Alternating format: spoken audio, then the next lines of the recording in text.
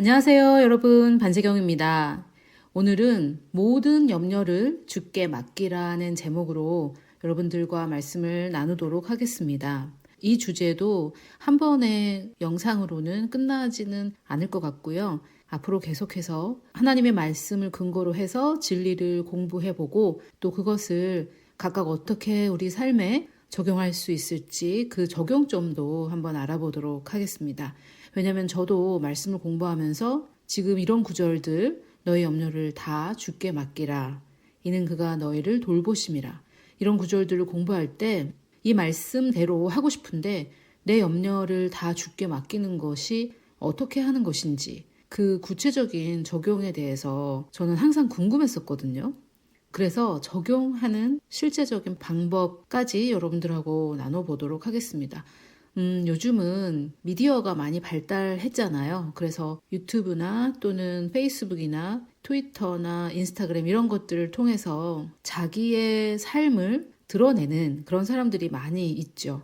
그런데 그런 사람들은 자기의 행복한 모습만 보여주기 때문에 상대적으로 평범한 사람들은 내가 뭔가를 잘못하고 있거나 아니면 뒤처져 가고 있다고 생각하기 쉽습니다. 그래서 자꾸만 비교를 해서 상대적인 박탈감을 느끼고는 하는데 제가 여러분들께 말씀을 나누면서 생각하게 된 것이 하나님의 말씀이니까 저는 그대로 나누어야 한다고 생각하는 편입니다. 제가 그것을 잘 못하고 있더라도 저는 이제 그것을 나누어야 된다 이렇게 생각하는 편인데 그러다 보면 마치 제가 전하는 말씀대로 저는 정말 너무나 100% 잘하고 있는 것처럼 들릴 수도 있을 것 같아요. 제가 그렇게 의도하지 않더라도요. 예를 들어 제가 모든 염려를 주께 맡기라 이 말씀을 여러분들께 전하고 있는데 그러면은 들으시는 여러분들은 그럼 저 사람은 모든 염려를 주께 맡기고 아무 걱정이 없나 보다 이렇게 들으실 수도 있잖아요. 그런데 저도 이렇게 100% 하지 못하고 있거든요. 그래서 이번에 이 말씀을 여러분들과 나누면서 저 개인이 어떻게 이 부분을 배워가고 있고 저는 어떤 점에서 넘어지고 또 실수하고 다시 일어나게 됐는지 그러한 저 자신의 부족한 모습 이런 것들을 여러분들께 나누어서 여러분들께서 말씀을 배우면서 상대적인 어떤 열등감이나 부족함 이런 것들을 느끼지 않으실 수 있도록 저의 개인적인 경험을 나누려고 합니다. 왜냐면은요, 공부를 할 때 원래부터 공부 잘했던 그런 사람들이 나는 원래부터 잘했어 이렇게 해봐야 별로 도움이 될 거 없는데 나도 정말 공부를 못했는데 이렇게 하다가 잘하게 됐다 이런 얘기를 들으면은 나도 잘할 수 있구나 이렇게 용기가 생기죠. 그래서 이런 하나님의 말씀의 진리를 우리가 그대로 배우지만 그것을 우리 삶에 어떻게 적용하는지 이 부분에 있어서 제가 저의 경험들을 나누면서 여러분들께도 하나님의 말씀이 실제가 되기를 저는 많이 바라고 있습니다. 이 말씀이 그냥 주일에 교회 가서 그냥 한번 듣고 내 삶과는 관계가 없는 그런 것이 아니라 진짜 이 말씀이 내 삶에서 역사하고 열매를 맺고 이런 것이 살아있는 신앙생활이잖아요. 그래서 제가 이 부분을 여러분들과 나누면서 구체적으로 실천할 수 있는 그런 내용들을 나누도록 하겠습니다. 자, 오늘은 제가 앞으로 어떤 내용들을 전개할지 전반적인 것들을 여러분들께 큰 그림, 아웃라인을 보여드려야 하기 때문에 오늘 제가 그런 구체적인 얘기를 다 할 수는 없겠지만 오늘 들으시면서 너무 뻔한 얘기를 한다 이렇게 생각하지는 않으셨으면 좋겠어요. 앞으로 제가 그것들에 대해서 자세한 얘기를 할 거니까요. 자, 이 주제에 대해서 제가 나누면서 제일 많이 사용할 3가지 말씀을 여러분들과 먼저 나누도록 하겠습니다. 첫 번째는 베드로 전서에서 이렇게 말을 합니다. 너희 염려를 다 주께 맡기라. 자, 그런데 오늘 설교의 제목은 모든 염려를 주께 맡기라죠. 제가 약간 바꿨는데 뜻은 똑같죠. 너희 염려를 다 주께 맡기라. 즉 모든 염려를 주께 맡기라는 거죠. 왜냐하면 이는 그가 너희를 돌보심이라. 주님이 우리를 돌봐주고 계시기 때문에 주님이 우리를 신경 써주고 계시기 때문에 우리는 우리의 염려를 주께 맡길 수 있다는 건데 이런 생각은 아마 세상 어디에도 없을 거예요. 세상 그 어디에 모든 염려를 다 맡겨라. 왜냐면은 내가 내 염려를 맡기는 그 대상이 나를 돌봐주고 있기 때문에 우리는 염려하지 않아도 된다.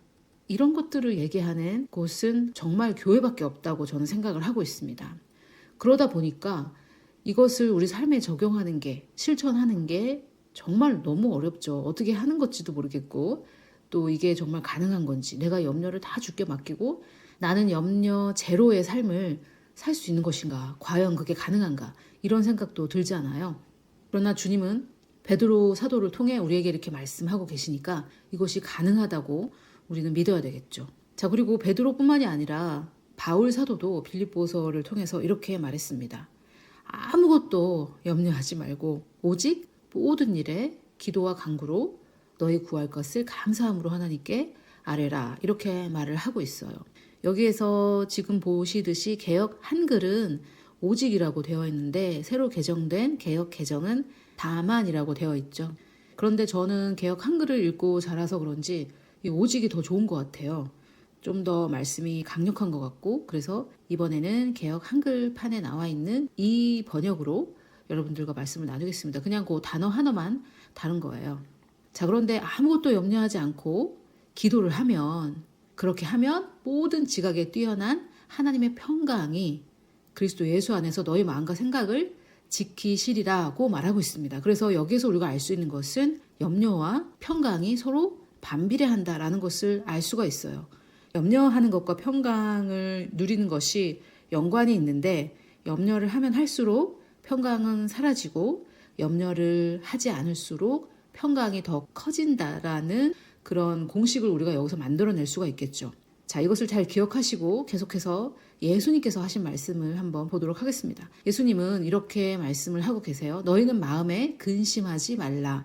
예수님은 염려가 아니라 근심이라는 단어를 쓰셨는데, 근심하지 않는 대신에 어떻게 하라고 하시냐면 하나님을 믿고 또 나를 믿어라. 하나님을 믿으니 또 나를 믿으라. 이렇게 말씀을 하셨는데요. 여기에서도 이런 시각을 가지고 말씀을 보면 좋을 것 같아요. 근심하지 않는 대신에 하나님과 예수님을 믿으라고 했으니까요. 근심은 하나님을 믿고 예수님을 믿는 것의 반대라고 볼 수 있겠죠. 뭔가 다른 것을 믿는 것이죠. 제가 먼저 답을 말씀을 드리자면, 뭔가 부정적이고 불안한 일이 일어날 거라는 것을 믿는 게 바로 근심이잖아요. 나쁜 일이 일어날 것이다 라는 것을 믿는 게 근심이죠. 그래서 근심도 믿음의 한 형태거든요. 부정적인 것을 믿는 것이지만 근심도 믿는 것입니다. 그러니까 근심을 하지 않는 것은 무엇이냐면 하나님을 믿고 이제 신뢰하는 것이죠. 그분이 나를 돌보신다는 것을, 그것을 신뢰하는 것이죠. 그래서 근심의 반대는 하나님을 믿는 것입니다. 신뢰하는 것이요. 주님을 신뢰하는 것. 그런데 주님을 신뢰하는 것의 반대는 근심하는 것이죠. 자, 이렇게 생각을 하면은 근심하는 것은 죄입니다. 내가 하나님을 믿지 않고 예수님을 믿지 않고 있는 거니까요. 예수님을 안 믿는다, 그리스도인이 아니다, 이런 얘기는 아니고, 여기에서 이제 믿는다라고 하는 것은 신뢰하는 것이죠. 하나님을 신뢰하지 않고 예수님을 신뢰하지 않는 것, 죄죠. 죄 중에서도 아마 굉장히 큰 죄에 해당할 텐데, 그것이 바로 근심이라는 거예요. 이렇게 우리가 말씀을 분석하면서 보면은 근심하고 걱정하고 염려하는 것이 하나님이 보시기에 얼마나 큰 죄인지 우리가 그것을 알 수 있게 되고, 그렇다면 이것을 굉장히 심각하게 바라보게 되겠죠. 자, 그런데 여기서 제가 또 말씀드리고 싶은 것은 예수님께서도 근심하지 말라라고 하면서 근심 대신 주신 것이 바로 평안입니다. 그러면서 내가 평안을 주니까 근심하지 말라고 또 반복을 하고 계십니다. 그래서 베드로의 이 말에서도 염려와 하나님의 평강이 반대라고 우리가 알 수 있는데, 예수님의 말씀 속에서도 근심과 평안이 반대라는 것을 알 수가 있겠죠. 자, 여기서 평강과 평안은 같은 단어입니다. 이런 것들이 저는 참 불만인데요. 평강, 평안, 평화 다 같은 단어 peace입니다. 다 같은 단어예요. 자, 그리고 염려, 근심 어차피 같은 단어죠. 그런데 원어는 조금 다르기는 합니다. 이 염려와 근심은. 그렇지만 비슷한 말이에요. 그러나 여기 평강과 평안은 원어도 같은 단어입니다.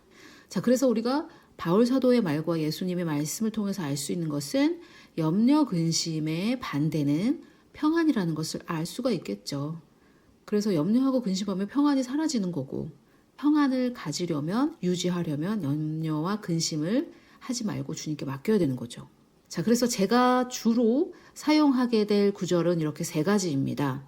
베드로전서와 빌립보서 그리고 요한복음에 나와 있는 이 구절들을 분석하면서 이것은 무슨 뜻인지 먼저 이해를 하고, 그리고 이것을 우리 삶에 적용했을 때에는 그것이 어떠한 모습이 되는지, 그것이 중요하잖아요. 우리가 삶으로 이 말씀을 살아내는 것이 신앙이니까 이 말씀이 우리 삶에서는 어떻게 나타나는지 그것을 제 경험을 통해서 나눠보도록 하겠습니다. 제가 가지고 있는 경험은 제 경험뿐이니까요.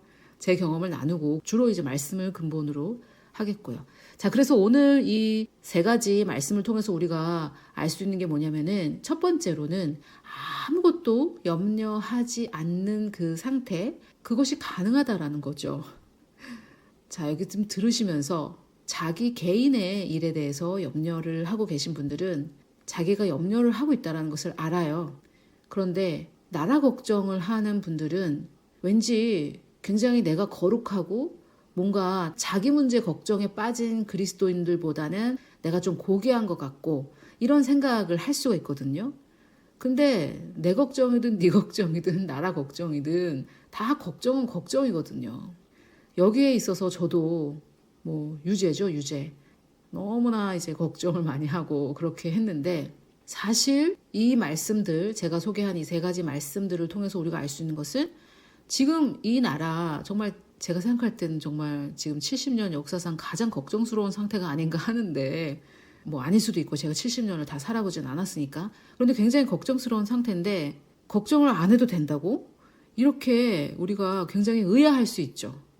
그래서 사실 죽은 사람이 살아났다 이거보다도 저는 개인적으로 아무것도 염려하지 말고 오직 모든 일에 기도와 간구로 너희 구할 것을 감사함으로 하나님께 아뢰라. 이 말씀이 더 불가능하게 느껴져요. 죽은 사람이 살아났다는 것보다도. 여러분들은 어떠세요? 그렇지 않습니까? 지금 이러한 상황 속에서 이 나라를 걱정하지 말라고? 지금 이러한 상황 속에서 내 재정 문제를 걱정하지 말라고? 지금 이러한 상황 속에서 내 자식 문제를 걱정하지 말라고? 안 해도 된다고? 모든 것을 주께 맡기라고? 그게 어떻게 가능해? 우리가 이렇게 생각할 수가 있다는 말입니다. 아픈 사람을 위해서 기도했는데 그 사람이 나았다. 이것을 믿는 것보다도 아무것도 염려하지 않는 것이 가능하다. 이것을 믿는 게 사실 더 어렵지 않으세요? 여러분 어떠십니까? 그리고 또 한 가지는 우리가 염려, 근심 이렇게까지는 표현하지 않더라도 걱정하는 것까지는 아니야. 염려하는 것까지는 아니야. 두려워하는 것까지는 아니야. 우리가 이렇게 얘기는 하더라도 본인은 아니라고 하는데 실제 굉장히 걱정, 근심, 염려인 경우가 많죠. 그렇게까지는 표현을 하지 않더라도. 그런데 이 말씀들을 통해서 우리가 알 수 있는 것은 우리의 아버지이신 하나님은 우리가 걱정하고 염려하고 근심하는 것을 원치 않으신다는 거예요. 그리고 좀 더 강력하게 표현하면 그것은 죄라는 거죠. 아휴, 어떻게 하고 이게 다 염려 근심이잖아요. 아휴, 이런 것들요. 자, 두 번째는 염려하지 않는다라는 것은 그럼 무엇이냐? 그거는 그냥 아무 생각 없이 살으라는 얘기가 아니라 내가 가지고 있는 그 염려와 근심들을 주님께 맡기는 것입니다. 오늘 제목이 모든 염려를 주께 맡기라. 베드로전서에서는 너의 염려를 다 주께 맡기라. 그래서 염려가 없을 수는 없다라는 것을 우리가 이 구절에서 알 수가 있죠. 염려는 있어요. 염려는 있는데 염려할 거리들이 다가오고 우리를 엄습하는데 그때마다 그것을 다 주께 맡기라는 거죠. 그래서 어떻게 하는 것이 주께 맡기는 것인지 그것도 한번 여러분들과 살펴보도록 할 것입니다. 왜냐면요, 제가 좀 그런 스타일이에요. 제가 막 염려를 하고 있는데 누가 와서 야, 다 주께 맡겨 이러고 가면 정말 얄밉거든요. 어떻게 하는 건지 그걸 알려줘야지. 그냥 다 주께 맡겨 그렇게 말하면은 누구는 맡기고 싶지 않아서 이러고 있냔 말이죠. 그래서 염려를 다 주님께 맡긴다라는 것이 어떤 것인지 그냥 아무것도 안 하고 그냥 놀고 있으라는 얘기가 아니거든요. 그래서 이런 것들도 한번 살펴보도록 하겠습니다. 세 번째는 이제 염려를 주께 맡기는 것의 구체적인 방법 중에 하나는 이 구절에 나와 있는 것 중에 하나는 기도와 간구로 하나님께 아뢰되 기도를 하는 거죠. 감사함으로 하라고 이렇게 나와 있는데요. 이것이 구체적인 방법인데 이게 우리의 실생활에서는 어떤 모습인지 그것을 저의 경험으로 여러분들과 말씀을 드리고 싶은데 여기에서 우리가 이거 정말 좀 의아한데 이렇게 생각해야 될 것이 뭐냐면 여기 보니까 기도와 간구가 각각 다른 거죠. 근데 우리는 기도는 다 하나님께 주시옵소서 그렇게 하는 것으로만 알고 있죠. 그것은 간구라는 거예요. 그러면 기도는 무엇인가? 간구와 중보와 여러 가지를 포함한 더 큰 것이라고 할 수 있겠죠. 기도는 간단하게 하나님과의 대화입니다. 근데 여러분 주변에 필요할 때만 연락하는 사람들 있잖아요. 그런 사람들이 좋습니까? 그런 사람들하고 친하게 지내고 싶으세요? 그게 이제 뭐 달라고 하는 건데 도와달라 뭐 어떻게 해달라 그게 이제 간구인데 우리도 하나님께 그때만 나아갈 수는 없다는 거죠. 그래서 여기에서 하나님과의 대화인 기도는 어떻게 하는 것인지 알아보도록 하겠습니다. 자, 그 다음에 네 번째는 이렇게 우리가 주님께 기도와 간구로 감사함으로 주님께 내 염려를 맡길 수 있는 이유는 주님께서 나를 돌보고 계시기 때문이죠. 주님이 나를 돌보지 않으시는 분인데 내가 주님께 도와달라고 이렇게 해봐야 무슨 소용이 있겠어요. 만약에 주님이 나를 돌보는 분이 아니시라면. 그런데 우리의 기도는 마치 주님이 나를 돌보지 않는 분이시거나 돌보기를 별로 원치 않으시는 분 같게 들리는 경우가 많아요. 안 해주시겠다는 분을 어떻게 해서든지 설득해서 해달라고 하는 것과 같이 들리는 그런 기도가 많죠. 그런 기도는 사실 잘못된 기도죠. 왜냐하면 우리가 기도하는 대상인 그 하나님에 대해서 잘 모르고 하는 거잖아요. 그래서 하나님께서 우리가 기도를 정확하게 잘 하지 못한다고 해서 우리를 거절하시거나 우리의 기도를 듣지 않으시는 분은 아닙니다만 하나님은 우리에게 오해받는 걸 좋아하지 않으실 거라고 우리는 쉽게 생각할 수 있잖아요. 그래서 우리가 이렇게 할 수 있는 이유는 주께서 우리를 돌보고 계시기 때문인데 이것은 우리가 하나님의 참 성품을 아는 것이 굉장히 중요하다라고 하겠죠. 그래서 이 주제를 다룰 때는 그 부분을 여러분들과 좀 나누도록 하겠습니다. 자, 이렇게 하면 결과적으로 우리는 평강을 유지할 수 있다라는 것을 빌립보서와 요한복음을 인용해서 제가 이미 설명을 드렸죠. 염려하지 않는 것과 평강을 유지하는 것은 아주 밀접하게 관계가 있습니다. 그리고 우리가 사실 행복하기를 원하잖아요. 모든 인간은 행복하려고 자기가 지금 하는 것을 하는 건데 돈 벌면 행복해지겠다고 생각하는 사람은 돈을 벌고 있겠고 뭐 하여튼 어쨌든 인간은 행복하길 원하는데 행복은 성경에 나와 있는 단어로 표현을 하자면은 기쁨과 평안입니다. 그렇지 않아요, 여러분? 행복은 기쁨과 평안이죠. 마음이 평안한 그런 상태 그것을 행복이라고 우리는 하고 그리고 계속 평안하면 또 좀 따분할 수 있잖아요. 그래서 기쁨도 행복의 50%라고 할 수 있겠죠. 그래서 걱정하고 근심하는 사람은 절대로 행복해질 수가 없죠. 왜냐하면은 걱정하고 근심하는 사람은 평안을 얻을 수가 없는데 이 평안이 행복의 반을 차지하고 있으니까요. 걱정, 근심을 하는 사람은 결코 평안해질 수가 없고요. 사실 이런저런 설명이 없더라도 걱정, 근심하는 사람 떠올려 보세요. 주변에. 아니면은 내 자신이 걱정, 근심을 했던 엄청나게 많이 했던 그 시기를 떠올려 보세요. 그때 행복했나요? 걱정, 근심은 행복의 반대죠. 그래서 우리가 모든 염려를 주께 맡기면 그것에 대해서 결과적으로 평강을 유지할 수 있다는 것을 아는 것이 굉장히 중요합니다. 행복해지려면 일단 염려, 근심이 없어야 된다는 거죠. 우리의 궁극의 목적인 이 행복, 이 땅에서 모든 사람이 원하는 이 행복, 이것을 막 쫓아가면서 이러면서 계속 걱정, 근심하는 사람은 결코 이루어질 수 없는 것을 쫓아가는 사람이죠. 자, 그러면은 모든 염려를 주께 맡겨야 하는 이유에 대해서 몇 가지 나누고 마치도록 하겠습니다. 모든 염려를 주께 맡겨야 하는 이유는 방금 말씀을 드렸듯이 그렇게 해야만 우리의 평안이 유지되도록 우리는 그렇게 만들어졌기 때문입니다. 그리고 평안은 행복의 50%를 차지하고 있기 때문에 하나님은 우리에게 생명을 주시되 풍성히 주시려고 예수 그리스도를 보내셨는데 여기서 이 생명은 영어로는 life니까요. 우리의 인생, 우리의 삶이라고 번역할 수도 있거든요. 그래서 우리는 풍성한 생명, 즉 풍성한 삶을 하나님께 이미 약속을 받았습니다. 우리 안에 이미 그것이 들어와 있는데 우리가 걱정, 근심, 염려, 두려움 이런 것들을 가지고 있을 때 그 풍성한 생명, 풍성한 삶이 막혀서 견고한 진에 막혀서 우리의 삶에 풀어져 나올지는 못한다는 거죠. 이미 받았음에도 불구하고. 그래서 우리가 이 염려, 근심, 걱정 이런 것들을 다 내려놓아야 되는 것을 주님께 맡겨야 되는 이유는 그것이 바로 견고한 진을 파쇄하는 것이고 그렇게 할 때만 평안이 유지되기 때문입니다. 그래서 저는 개인적으로 이것은 선택사항이 아니라고 봐요. 그리스도인들 뿐만이 아니라 모든 인간은 행복해지려면 염려, 근심을 다루어야만 합니다. 자, 그런데 두 번째는 나는 걱정, 근심 하고 싶은 만큼 할 거야. 이렇게 말할 수도 있겠지만 왜냐면 걱정, 근심 하는 사람들을 누구나 다 하지만 지나치게 하는 사람들 한번 보세요. 거의 취미생활이잖아요. 걱정, 근심을 못하게 하면 굉장히 히스테리컬한 반응을 보이기도 해요. 그 부분도 제가 나눌 건데 왜 걱정, 근심을 하지 말아야 되냐면은 걱정하고 근심하면 그렇게 한 일이 나에게 닥칩니다. 그래서 그런 분들은 또 뭐라 그러냐면 거 봐 내가 뭐라 그랬어 이렇게 얘기를 하잖아요. 왜? 걱정 근심하던 일이 닥쳤으니까. 자, 욥도 이렇게 얘기했습니다. 나의 두려워하는 그것이 내게 임하고 나의 무서워하는 그것이 두려움이죠. 같은 말이죠. 내 몸에 미쳤구나.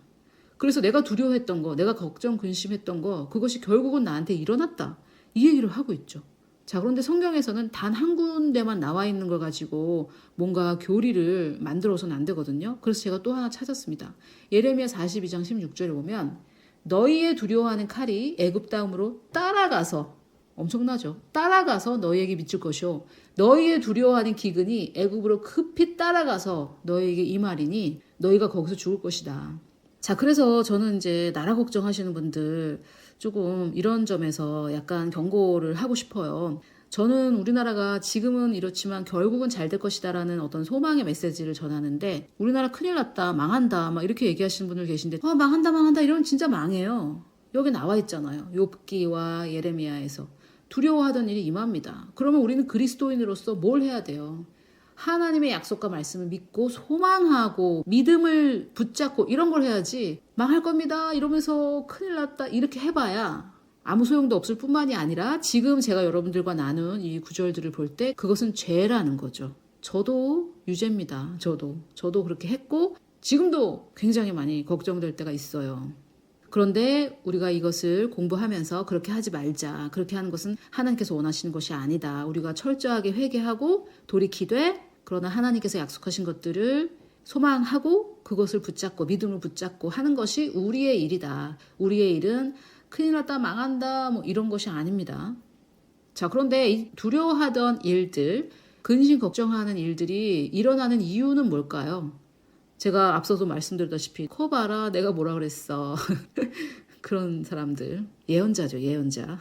그런 사람들이 너 그러다 큰일 난다 이렇게 한 말들이 정말로 일어나는 이유는 뭘까요? 근심, 걱정, 두려움도 믿음의 한 형태입니다. 여러분, 두려움은요 믿음하고 똑같은데 다만 부정적인 것을 항상 생각하고 그런 것들이 일어날 거라고 믿고 하는 것이 두려움이잖아요. 부정적인 일이 일어날 것을 기대하는 거죠. 두려움은. 결국은 이것도 믿음이에요. 그런데 부정적인 믿음이죠. 우리가 믿는 것이 결국은 실제가 되잖아요. 내가 하나님의 말씀을 믿었으면 하나님의 약속하신 것이 내 삶에 일어나고 내가 근심, 걱정, 두려움을 가지고 있는 것은 곧 부정적인 것이 일어날 것이라고 믿는 건데 그러면은 그것도 일어나게 되어 있는 거죠. 이것이 욥기에도 나오고 예레미야에도 나와 있는 거예요. 그렇기 때문에 이런 일을 당하지 않기 위해서라도 우리는 모든 염려를 주께 맡겨야 되는 것이죠. 지금 나를 정죄하자 이런 것은 아닙니다. 네가 그렇게 생각했기 때문에 그 일이 일어났다. 이 얘기는 아니에요. 이 얘기는 아니지만 그러나 그것에 대해서 얘기하고 있는 이런 구절들이 분명히 있기 때문에 우리 안에 그런 두려움, 근심, 걱정이 있을 때 그것을 얼른 주께 맡기고 아무것도 염려하지 않고 감사함으로 기도하는 그것을 실천해야 된다는 얘기예요. 그렇게 하지 않았을 때 실제 그렇게 두려워하고 근심했던 일들은 일어날 가능성이 상당히 크고요. 제 삶에서도 그렇게 된 적이 있습니다. 그래서 모든 염려를 주께 맡겨야 하는 이유가 바로 그런 것이죠. 자, 세 번째는 우리가 사실 나 자신의 모습을 객관적으로 보지 못하고 있기 때문에 타인에게 비교해서 생각해 볼 때 더 쉽게 이해를 할 수가 있는데 근심 걱정이 많은 사람들은 굉장히 성숙하고 경건한 그리스도인들 있잖아요. 우리가 친해지고 싶은 그런 사람들. 그런 사람들과 결코 가까워질 수가 없습니다. 왜냐하면은 이것은 나 자신에게 대입해서 생각을 해보시면 되는데, 여러분 주변에 항상 근심 걱정하는 사람들 있잖아요. 만나면은 항상 맨날 이러는 사람들 있잖아요. 그런 분들과 가까운 친구로 지내고 싶으세요? 우리가 하나님의 사랑을 나누고 전하고 해야 하기 때문에 그런 분들을 도와드리고 기도해주고 격려해주고 하는 것은 반드시 우리가 해야 할 의무이긴 하지만, 내가 보기에도 걱정 근심이 많고 한 그런 사람들과 내가 정말 친밀한 친구가 되고 싶은 사람은 아마 아무도 없을 거예요. 항상 내가 격려해야 되고 도와줘야 되고, 그럼에도 불구하고 계속해서 근심 걱정 부정적인 것을 항상 얘기하고 이런 사람과 친밀해지고 싶은 사람은 아무도 없습니다. 우리는 누구나 인정할 수밖에 없어요. 그런 사람들하고는 친해지고 싶지 않다라는 것을. 자, 그러면 이것을 반대로 대입해 볼 때, 내가 그렇게 하고 있을 때, 내가 근심하고 걱정하고 있을 때 사실 나는 모르거든요. 내가 근심 걱정하고 있다라는 것을. 근데 나보다 성숙하고 나보다 경건한 사람을 볼 때는 알겠죠. 그러면 나는 그 사람하고 친해지고 싶지 않겠어요. 왜냐하면 그 사람을 통해서 배우고 싶고 그 사람을 통해서 내가 더 유익을 얻을 수 있으니까 그런 사람하고 친해지고 싶은데, 그런 사람들에게는 걱정 근심이 많은 우리가 부담스러운 존재가 될 수가 있거든요. 그래서 우리를 도와주고 격려해주고 하긴 하지만 정말 가까운 사이는 될 수가 없습니다. 그래서 사실 우리가 내가 지금 가지고 있는 인간관계에 굉장히 불만이 많지만 내 마음의 생각이 어떠하면 그 위인이 그러하다고 했기 때문에 내 인간관계를 돌아보면 지금 나의 어떤 영적인 성숙의 정도를 내가 알 수가 있거든요. 내 주변 사람들을 통해서. 그래서 우리가 원하는 인간관계, 물론 우리가 항상 힘들고 어려워하는 주변의 성도들을 도와주기는 해야 되겠지만, 그래도 정말 성숙한 사람들하고 영향력 있는 사람들하고 친하고 싶잖아요. 그냥 그 사람들하고 친하다고 자랑하려고 그러는 것이 아니라 신앙의 성장을 위해서라도 그런 사람하고 얘기도 하고 싶고 상담도 하고 싶고 그렇잖아요. 그런데 내가 근심 걱정하고 항상 두려워하고 불평불만할 때 그런 관계의 축복들이 나에게 오다가도 도망간다는 얘기예요. 오다가도 도망갑니다. 그래서 모든 염려를 주께 맡겨야 하는 아주 치명적인 이유들이 이렇게 많이 있는 거예요. 해도 되고 안 해도 되고 이런 게 아니라는 말이죠.